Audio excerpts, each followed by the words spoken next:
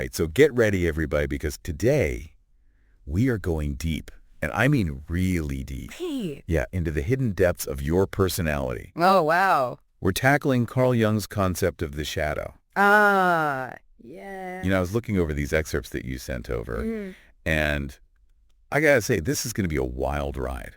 It is. I mean, we are really about to uncover those parts of ourselves that we tend to hide, the ones that are maybe secretly Right. pulling the strings in our lives. You know, what's really interesting about Jung's concept of the shadow is it's not some literal darkness lurking within us. No. It's really about the unconscious part of our personality. Okay. Think of it as all those messy bits and pieces, the desires, the instincts, the weaknesses. Right. The stuff we try to sweep under the rug, maybe even from ourselves. Okay, so less like a monster in the closet. Exactly. And more like, that junk drawer we all have. Yes. That's crammed with things we don't want to deal with, but Exactly. can't quite throw away. That's a perfect analogy. Right. Yeah. And so this shadow then forms, I guess, in the space between our ideal self-image. Yes. Who we want the world to see. Exactly. And the parts that we deem unacceptable or the ones we're just kind of afraid to show. Yeah, it's like we're constantly curating this perfect persona for the outside world, and all those unacceptable bits,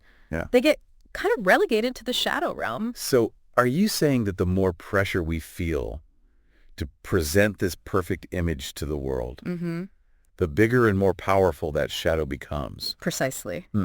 And here's where things get interesting and maybe a little unsettling. Oh. The shadow doesn't just sit passively in the background. Okay. It actively tries to influence our thoughts, feelings, and behaviors. Wow. Often in ways we don't realize. And one of the most common ways that it does this is through projection. Projection. So that's where we see our own shadow qualities in other people. Exactly. Like when we instantly dislike someone. Yeah. Because they embody a trait that we secretly judge in ourselves. Exactly. Yeah, I've definitely been there. And this is where things can get really, really tricky. Okay. Because if we are constantly projecting our shadow onto others, we're not really seeing them for who they are. Right. We're seeing these distorted reflections of our own unacknowledged selves. Whoa, that's a bit of a mind bender. It is. It makes you wonder how much of our judgments about others are really just projections of our own internal struggles. It's a really profound insight that can fundamentally shift the way we perceive and interact with the world. Absolutely. It invites us to question all our assumptions. Yes. Pause before we judge, and to consider that what we find so irritating or unacceptable in others might actually be a reflection of something within ourselves that we haven't fully confronted. That's deep. It is. But I'm also sensing a glimmer of hope here, because if we can learn to recognize those projections, maybe we can start to sort of dismantle those distorted images and see both ourselves and others with more clarity and compassion. Absolutely. Recognizing our projections is a key step in what's called shadow work. Okay. It allows us to reclaim those disowned parts of ourselves and integrate them into a more whole and authentic self. I like that. And this brings us to a crucial point that is often overlooked. Okay. The shadow isn't inherently bad. Wait, really? I thought the whole point of shadow work was to confront our dark side. That's a very common misconception. Oh. The shadow contains both positive and negative qualities. Okay. Think of it as a treasure chest filled with both jewels and coal. Okay. Those quote-unquote negative aspects are often just distorted versions of positive qualities that we've suppressed. Okay. Because they didn't fit our ideal self-image. So maybe that stubborn streak that, drives everyone crazy is actually a sign of fierce determination. Exactly. Or that tendency to be, overly critical. Yeah. Might actually be a sign of a really sharp intellect. Yes. That hasn't learned to temper its judgments. Precisely. Shadow work isn't about eliminating those qualities. Right. It's about understanding them, reframing them, and learning to express them in healthier ways. Yeah. It's about recognizing that the shadow is not the enemy, Right. but a valuable part of ourselves that holds this incredible potential for growth and transformation. This is starting to feel less like spelunking through a dark and scary cave. Yeah. More like Yes. a really exciting treasure hunt. Exactly. Okay. But before we get too carried away, Yeah. let's talk about how this shadow actually shows up in our everyday lives. Yeah, the shadow's impact is far-reaching. Okay. It influences our relationships, our careers, even our mental and emotional well-being. Wow. And one of the most common ways it manifests is through self-sabotage. Yes, self-sabotage, that familiar foe. Right. Yeah, we've all been there. Right. Procrastinating on a project because deep down we're terrified of failure. Or talking ourselves out of a dream opportunity because we don't feel worthy. Those are classic examples of the shadow at work. Yeah. That inner critic, the voice that tells you you're not good enough, not smart enough, not lovable enough. Right. That's often the shadow speaking. Right. And because these shadow voices operate beneath the level of conscious awareness, we often end up acting on them without even realizing where they're coming from. So it's like we're being driven by these hidden forces Yeah. that we don't even know we have. Yeah. That's both fascinating and a little scary. It's the paradox of the shadow. Right. It's both the source of our greatest challenges and our greatest potential. But here's the good news. Okay, I'm all ears. By becoming aware of our shadow, we can start to reclaim our power. Okay, so how do we even begin to tackle something so elusive and powerful? Well, the first step is simply awareness. Okay. Just start paying attention to your patterns, your reactions, those recurring themes that keep showing up in your life. Okay. What are the things that trigger you, that push your buttons, that make you react in ways that you later regret? Right. Those are often clues to your shadow aspects. So it's like becoming a detective of our own psyche. Exactly. Looking for those subtle clues that reveal these hidden forces at play. Precisely. And remember, the goal isn't to judge yourself for having these shadow aspects. Right. We all have them. Yeah. It's about bringing them into the light of consciousness so we can start to understand them and integrate them into a more whole and authentic self. This is really making me think. Good. It's like we've been handed this puzzle box, right? And we've been trying to solve it with only half the pieces. Yes. Shadow work is about finding those missing pieces Yeah. and finally seeing that complete picture. That's a beautiful way to put it. Right? And those missing pieces, those shadow aspects, Yeah. are often what make us truly unique and interesting. They hold the key to our creativity, our passions, our deepest desires. This is seriously blowing my mind. Good. I'm starting to see how shadow work isn't about Right. becoming this perfect, shiny version of ourselves. Exactly. It's about embracing all of who we are, Yes. the light and the dark, Yes. and finding the beauty and the power in that wholeness. Exactly. And that's what Jung called individuation. Okay. It's the process of becoming a fully realized individual, Right. integrating all aspects of ourselves, including those that we've tried to hide or deny. Okay, I'm sold. Good. But how do we actually do this shadow work? Yeah. Where do we even begin? Right. This all sounds pretty intense. It can be challenging, Yeah. but it's also incredibly rewarding. And there are actually some pretty cool tools and techniques Okay. that we can use to navigate this inner terrain. All right, I'm ready for the next level of this deep dive. Let's unlock those secret chambers of the psyche Good. and see what treasures we can uncover. Let's do it. Okay, so we've talked about shadow work as kind of this process of assembling like a giant personality puzzle, right? Where those hidden pieces are often the key to understanding like the bigger picture. Right. But how do we actually start finding those missing pieces? Yeah. It almost feels like we're searching for something that doesn't want to be found. It's true. The shadow can be very elusive, but it also leaves clues everywhere. Okay. It's like one of those hidden object games Right. where like the things that you need are right there in plain sight, Uh-huh. but you have to really train your eye to see them. I see. And one of the most powerful tools for uncovering those shadow clues is journaling. Journaling. Okay, that seems simple enough. Yeah. But how do we make sure we're not just, writing about what we had for lunch or complaining about the weather? Yeah. How do we actually get to like the juicy shadow stuff? The key is to approach journaling with a sense of curiosity Right. and non-judgment. Just set aside some time each day to simply observe your thoughts, feelings, and reactions Right. without censoring or editing yourself. Okay. And notice any recurring themes, patterns, or strong emotional responses. Uh-huh. Those are often like whispers from the shadow. So it's about becoming kind of a witness to our own internal world. Yes. Like a scientist observing an experiment. That's a great way to think about it. Right. And as you become more comfortable with this inner observer role, start paying attention to the things that trigger you. Okay. The people, situations, even certain words or phrases Right. that evoke really strong emotional responses. Ask yourself, why does this bother me so much? Right. What's the deeper meaning behind this reaction? This is making me think about those times when I get like irrationally angry. Right. When someone criticizes my work, even if it's like constructive feedback. Yeah. Maybe it's because I have this like deep-seated fear of failure lurking in my shadow that I haven't fully acknowledged. That's a perfect example.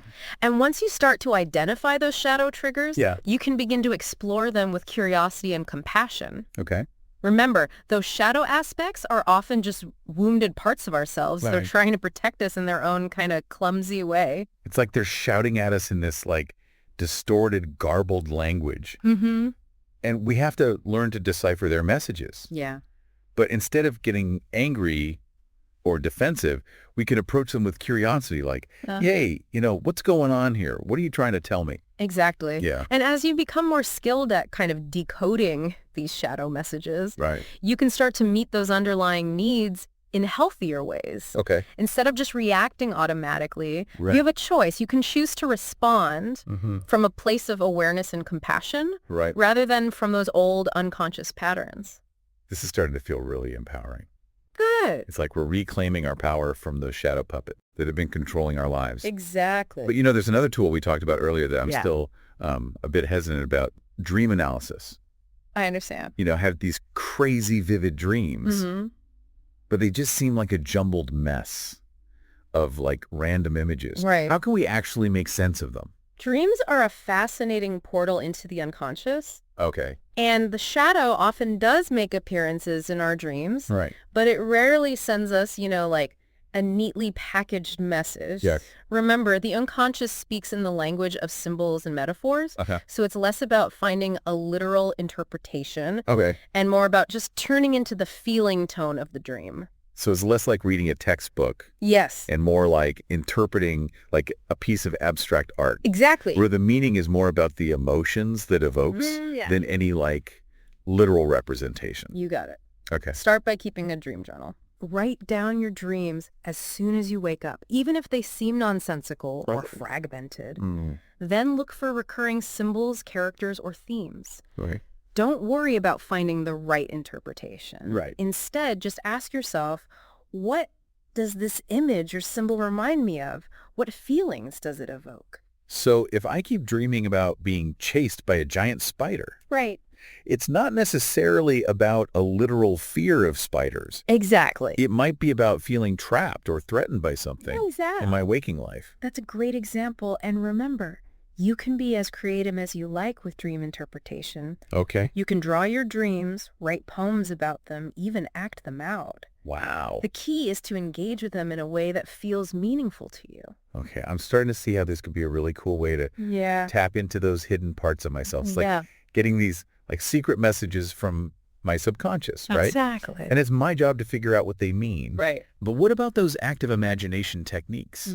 I have to admit, I'm still a little apprehensive about like having a full-blown conversation with my shadow self. I understand it can feel a little intimidating at first. Yeah. But remember, your shadow isn't this separate entity lurking within you. It's a part of you. Right. Just like any other part. Yeah. And active imagination is simply a way to create a dialogue Okay. between your conscious and unconscious mind. So it's about building a bridge between those two worlds. Yes. Rather than seeing them as separate and distinct. Precisely. And there are many ways to do this. One simple technique is to write a letter to your shadow. Okay. Express your curiosity, your fears, even your anger or resentment. Imagine that your shadow can write back to you. Okay.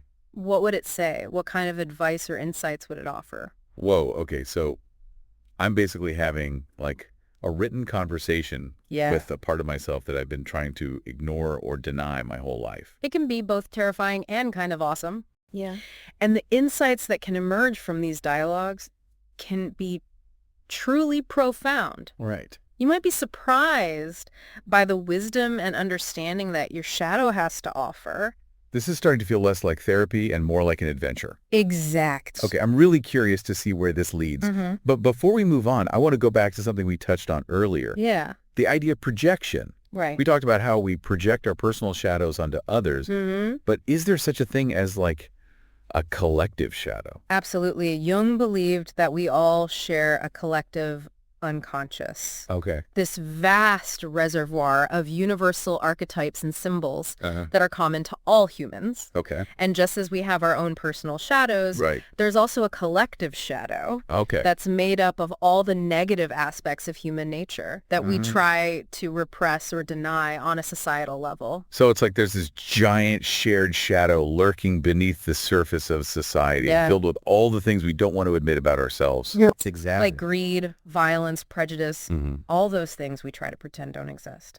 Exactly. Yeah. And this collective shadow can manifest in many ways, from war and violence to social injustice and environmental destruction. Yeah. It's like a giant projection screen where we collectively play out our unacknowledged fears and desires. This is giving me a whole new perspective on excellent. the challenges we face as a society. It's not just about like individual bad actors, right? It's about this deeper collective shadow that we all contribute to in some way. That's right. And just as we need to confront our personal shadows, we also need to address this collective shadow if we want to create a more just and sustainable world. So it's not about pointing fingers or blaming others. Right. It's about recognizing that we're all part of the problem. Yes. And therefore all part of the solution. Precisely. Right. And just as with plentiful shadow work, the first step is awareness. We need to become aware of the ways in which we perpetuate the collective shadow through our thoughts, words, and actions. Okay, so once we see the problem, we can start to be part of the solution. Exactly. But how do we even begin to tackle something as vast and complex as the collective shadow? Right. It feels a bit overwhelming. It can feel that way. Yeah. But remember, even small acts of awareness and compassion can have a ripple effect. Okay. It starts with each of us taking responsibility for our own shadow and making conscious choices to align our actions with our values. So instead of feeling helpless or overwhelmed by, the state of the world, we can focus on our own personal growth and how our actions contribute to the collective good. Exactly. Yeah. And it's important to remember that we're not alone in this journey. Okay. There are countless individuals and organizations working tirelessly to heal the collective shadow and create a more just and compassionate world. By doing our own inner work, we join this collective effort and become part of something much bigger than ourselves. This is making me think about all the movements for social change that are happening around the world. Yeah. People standing up for human rights, fighting for environmental justice, challenging systems of oppression. Those movements are all about confronting the collective shadow. Wow. And creating a more just and equitable world. Yeah. It's like we're collectively going through a process of shadow integration. Okay. Acknowledging those dark, uncomfortable truths about ourselves and choosing to create something better. I love that analogy. It's like we're all in this giant therapy session together. Right. Working through our collective trauma. Yes. And trying to create like a healthier, more harmonious way of being. Exactly. But I have to admit, it's a long, slow process. It is. And sometimes it feels like we're taking one step forward and two steps back. It's true that progress isn't always linear. Right. There will be setbacks and challenges along the way. Yeah. But even in those moments of darkness, it's important to remember that the light is always there, waiting to be rekindled. Okay. And every step we take toward greater awareness and integration is a step in the right direction. This has been an incredible journey so far. We've explored the personal and the collective shadow.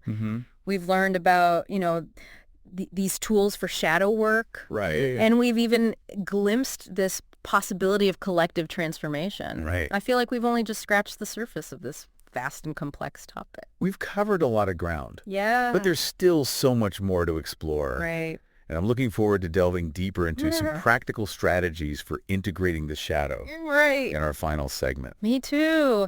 I can't wait to see what other treasures we uncover in the final part of our deep dive. So welcome back to the show. As we wrap up our deep dive into the shadow, I have to say that exploring this concept has been both challenging and incredibly eye-opening. It has. It's like we've been given this whole new set of lenses to kind of view ourselves in the world. It's true. The shadow can be a really challenging concept to kind of grapple with, Yeah. but it also holds immense potential for growth and transformation. Right.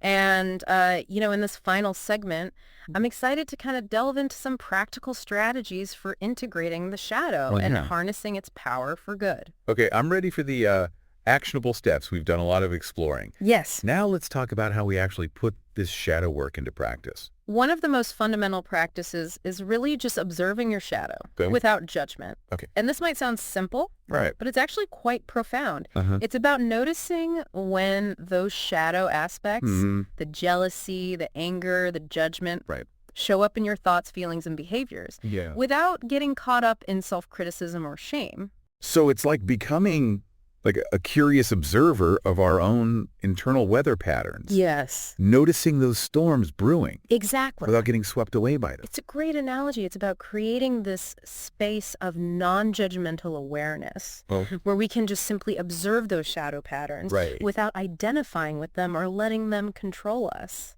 Okay, this makes me think about those times when I catch myself, gossiping about someone. Right. Even though I know it's not really aligned with my values, in the past, I would have just kind of beaten myself up for it. But now I'm trying to be more curious about what's actually driving that behavior. Right. Is it insecurity? Is it jealousy? Is it a need to feel superior? That's a perfect example of how this mindful observation can lead to deeper self-awareness. And once you start to kind of understand those underlying needs or desires that are driving those shadow behaviors, you can begin to meet those needs in healthier ways. So instead of gossiping, Right. maybe I could reach out to a friend for genuine connection. Exactly. Or acknowledge my own accomplishments and strengths rather than seeking validation through tearing others down. Exactly. It's about finding those constructive outlets for those shadow energies rather than letting them kind of fester and manifest in these destructive ways. This feels so much more empowering than just trying to repress or deny those shadow parts. Absolutely. It's like we're taking back control of the narrative rather than letting those unconscious patterns run the show. It is about taking back your power. Yeah. But, there's another piece of this puzzle that I'm still kind of struggling with. Okay. The idea of reframing our shadow qualities. It's hard to see the positive side of something that feels so negative. It's true that some shadow qualities can feel very uncomfortable or even shameful. Yeah. But it's important to remember that they often hold these hidden strengths. It's like those superheroes who use their dark side for good. Okay, that's a helpful image. So instead of seeing myself as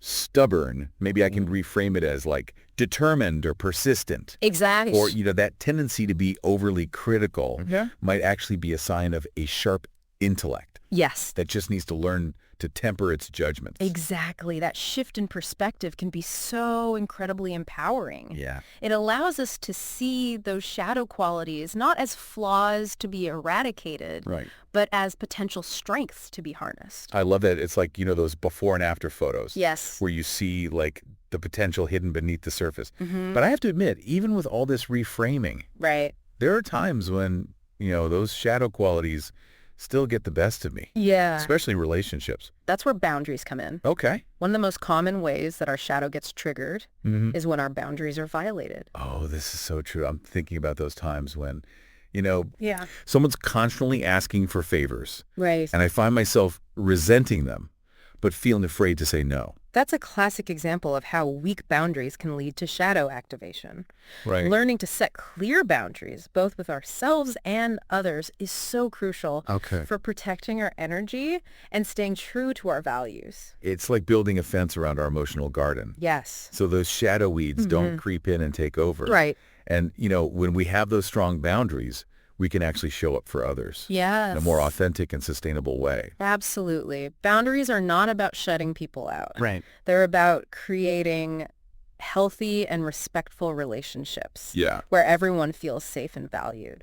I'm really starting to see how all these pieces fit together, awareness, reframing, boundaries, they all work together to help us integrate Yes. those shadow parts and create like a more balanced and harmonious life. But, there's one more piece of this shadow work puzzle that I think is crucial, and that's forgiveness. You're absolutely right. Forgiving ourselves for our shadow moments is so essential for integration. Right. We all mess up sometimes. Right. We all have those moments where our shadow takes over. Yeah. And we act in ways that we later regret. It's so easy to get caught up in that self-blame and shame. It is. But that just keeps us stuck exactly in those old patterns. Holding on to guilt or resentment towards ourselves Right. only feeds the shadow. Forgiveness is the key to releasing those negative emotions Right. and moving forward with greater self-compassion. I love that. So shadow work isn't about perfection. No. It's about progress. Yes. It's about learning to embrace our imperfections Yes. and seeing them as like opportunities for growth. Beautifully said. And it's important to remember that this is an ongoing journey. Right. There will be times when we slip back into old patterns. Yeah. Those shadow voices get a little louder. But the more we practice these tools of awareness, reframing, boundaries, and forgiveness, Right. the more skilled we become at navigating those shadowlands Now- and integrating those hidden parts of ourselves. Thinking back to where we started, Yeah, it's amazing how far we've come in this deep dive. it is. We've explored the personal and collective shadow. Yes. We've learned about those practical tools for working with it, and even touched on the possibility of like collective transformation. It's been an incredible journey. Yeah, it really has. And I hope our listeners have found it both informative and inspiring. Oh, I know I have. And I especially love that question that you posed Yes. in the last part. What aspect of your shadow are you most curious to explore? Yeah. And how might integrating it help you grow? It's a great question. I'm curious to hear what insights our listeners have gained from, Me too. reflecting on that question. Yeah, it's a question that can continue to guide us on our shadow work journey All right. long after this deep dive is over. So as we conclude our exploration of, Carl Jung's shadow concept, Yeah. I think it's important to emphasize that this work is not about like Right. dwelling on the negative or becoming like obsessed with our flaws. No. It's about embracing all of who we are, Yes. the light and the dark, Exactly. and recognizing that even those parts that we've tried to hide or deny hold the potential for Yeah. growth, creativity, and connection. Beautifully said. It's about recognizing that the shadow is not the enemy, Right. but a valuable teacher, a guide on the path to wholeness and authenticity. And I think that's a perfect note to end on. Thank you so much for joining us on this fascinating journey into the hidden depths of the psyche. It's been a pleasure sharing this exploration with you. And remember, the shadow is always there, Always. but it's up to us to choose whether it controls us or we control it. By shining a light on those hidden parts of ourselves, we can reclaim our power, embrace our wholeness, Yes. and step more fully into the light of who we truly are.